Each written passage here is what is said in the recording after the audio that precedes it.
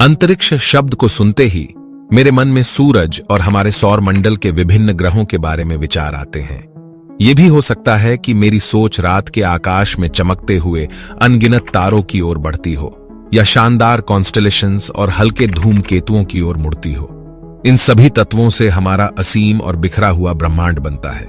आज हम इन्हीं सवालों के जवाब ढूंढने अंतरिक्ष को खंगालने के सफर पर चलेंगे। तो बने रहे हमारे साथ।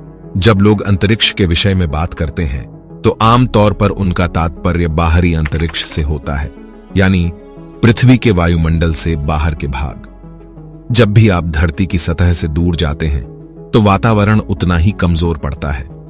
आपके ऊपर जाने पर हवा कम होती है, और जैसे जैसे आप बाहरी अंतरिक्ष में पहुंचते हैं वहां हवा नहीं के बराबर होती है और वहां कोई अन्य वस्तु नहीं होती। बाहरी अंतरिक्ष में अधिकांशत खाली होता है। अंतरिक्ष को समझने की शुरुआत करते समय हमें पहले अपने पड़ोस को जानना आवश्यक होता है। पृथ्वी के मामले में हमारा पड़ोस सौर मंडल कहलाता है, जिसमें सूर्य, सभी ग्रह और वे सभी पिंड होते हैं जो सूर्य के चारों ओर घूमते हैं। सूर्य हमारे सौर मंडल के केंद्र में स्थित होता है और 8 ग्रह इसकी परिक्रमा करते हैं: बुध, शुक्र, पृथ्वी, मंगल, बृहस्पति, शनि, यूरेनस और नेपच्यून।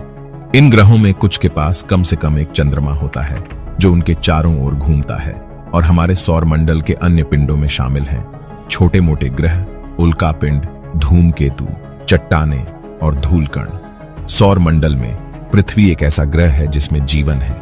यह अब तक जाने गए ग्रहों में एकमात्र है जिसमें जीवन की संभावना है, और यहां पर जीव जंतुओं और पौधों की भरमार है। आप इन्हें हर जगह देख सकते हैं, यहां तक कि समुद्रों में भी जीवन का प्रसार है। हमारे सौर मंडल में पृथ्वी एक विशेष स्थान पर है जो जीवन को जन्म देने के लिए संवेदनशील है। सूर्य से औसतन 15 करोड़ किलोमीटर की दूरी पर रहने वाली पृथ्वी सौर मंडल के अन्य ग्रहों की सूची में तीसरे स्थान पर है। पृथ्वी का तापमान और वायुमंडल जीवन को जन्म देने के लिए आदर्श स्थितियों को पैदा करता है। आकाश गंगा में पृथ्वी सूर्य के चारों ओर एक पूरा चक्कर लगाती है, और इसके लिए 24 घंटे लगते हैं। क्योंकि पृथ्वी घूमती है, इसका एक हिस्सा हर बार सूर्य की ओर या उससे दूर होता है, इसलिए इसकी गति के कारण धरती पर दिन और रात होते हैं। पृथ्वी अपने जगह पर बिल्कुल सीधी नहीं है, बल्कि यह 23.5 डिग्री पर झुकी है। सूर्य की वार्षिक गति के साथ पृथ्वी का एक हिस्सा सूर्य की ओर होता है, जबकि दूसरा हिस्सा सूर्य से दूर हो जाता है। इसके कारण पृथ्वी पर वर्ष भर में मौसम परिवर्तन होता है। जब पृथ्वी का उत्तरी गोलार्ध सूर्य की ओर झुका रहता है तो दक्षिणी गोलार्ध सूर्य से दूर चला जाता है। इसलिए इस स्थिति में उत्तरी गोलार्ध में गर्मी का मौसम होता है, जबकि दक्षिणी गोलार्ध में सर्दी का मौसम होता है। इसी तरह जब दक्षिणी गोलार्ध सूर्य की ओर झुका रहता है तो उत्तरी गोलार्ध सूर्य से दूर चला जाता है, जिससे दोनों गोलार्धों में मौसम परिवर्तन होता है।